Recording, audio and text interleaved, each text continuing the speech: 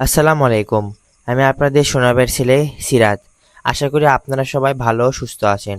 সোনাভাইয়ের পেজে আপনাদের সবাইকে স্বাগতম।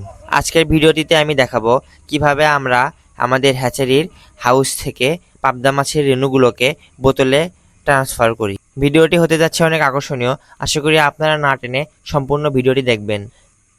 প্রথম পর্যায়ে আমরা প্রত্যেকটি হাউজের উপরে যে পাবদা মাছের ব্রুট মাছগুলো থাকে এই মাছগুলোকে আগের দিনে হাউস থেকে সরিয়ে ফেলি। এরপরে এই হাউসগুলোতে প্রায় 24 ঘন্টার মতো ঝর্ণা পড়ে। এখানে প্রত্যেকটি হাউজের নিচে এক ধরনের পাতলা নেট দেওয়া থাকে। এই নেটের উপরে মাছ ডিম দেয়।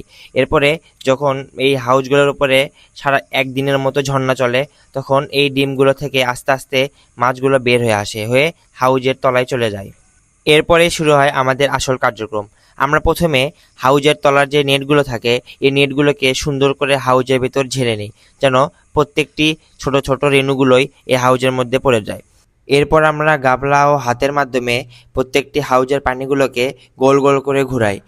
এই ঘূর্ণায়নের ফলে হাউজের ভিতরে থাকা সকল মাছ এবং ময়লাগুলো একত্রিত হয়।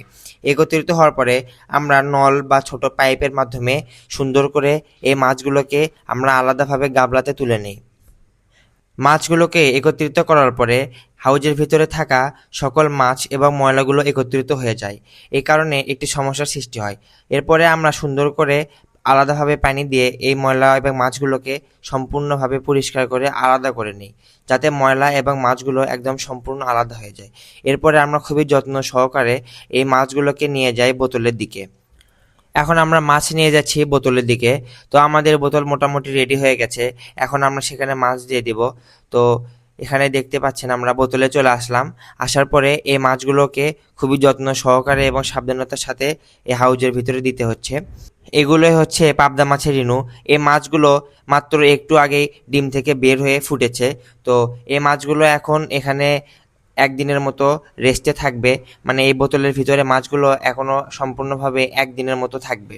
আজকে আমাদের হ্যাচারিতে অর্ডার ছিল প্রায় 20 থেকে 22 বোতলের মতো মাছ। তো আমরা আলহামদুলিল্লাহ মোটামুটি ভালোভাবে এই বোতলগুলোতে মাছ দিতে পেরেছি। তো আমাদের নির্দিষ্ট কিছু পরিমাপ থাকে, এই পরিমাপ অনুযায়ী আমরা সব বোতলে মাছগুলো ভাগ করে দিয়ে থাকি। আপনারা অনেকে আমাদের ভিডিওতে কমেন্ট করেন যে ভাই এই মাছগুলো কিভাবে বিক্রি হয়। তো আমাদের এই মাছগুলোকে কেজি দরে আমরা বিক্রি করি না, আমরা এই মাছগুলোকে সম্পূর্ণভাবে একটি বোতল হিসেবে বিক্রি করি।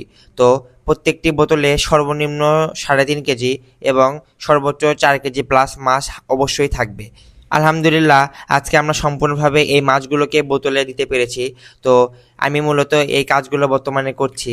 সবাই আমার জন্য দোয়া করবেন। আমি আমার পড়াশোনার পাশাপাশি আমার বাবার বিজনেসে সর্বোচ্চ সহযোগিতা করার চেষ্টা করছি।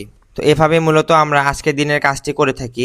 তো এরপরও আমাদের অনেক কাজ পড়ে আছে, যেমন এই প্রত্যেকটি হাউস দেখতে পাচ্ছেন, এই হাউসগুলোকে আমাদের একদম সুন্দরভাবে ক্লিন করতে হবে। আপনাদের এই পাবদা মাছ সহ যে কোনো মাছের রেণু যদি প্রয়োজন হয় বা আপনাদের মৎস্য চাষ সম্পর্কে যে কোনো তথ্য জানতে চান, অবশ্যই আমাদের পেজে যে নাম্বারটি আছে এই নাম্বারটিতে যোগাযোগ করবেন এবং আমাদের পেজটি অবশ্যই ফলো করবেন। তো এই ছিল আজকে মোটামুটি আমাদের কার্যক্রম। ভিডিওটি আপনাদের কাছে কেমন লেগেছে অবশ্যই কমেন্টে জানাবেন। আসসালামু আলাইকুম।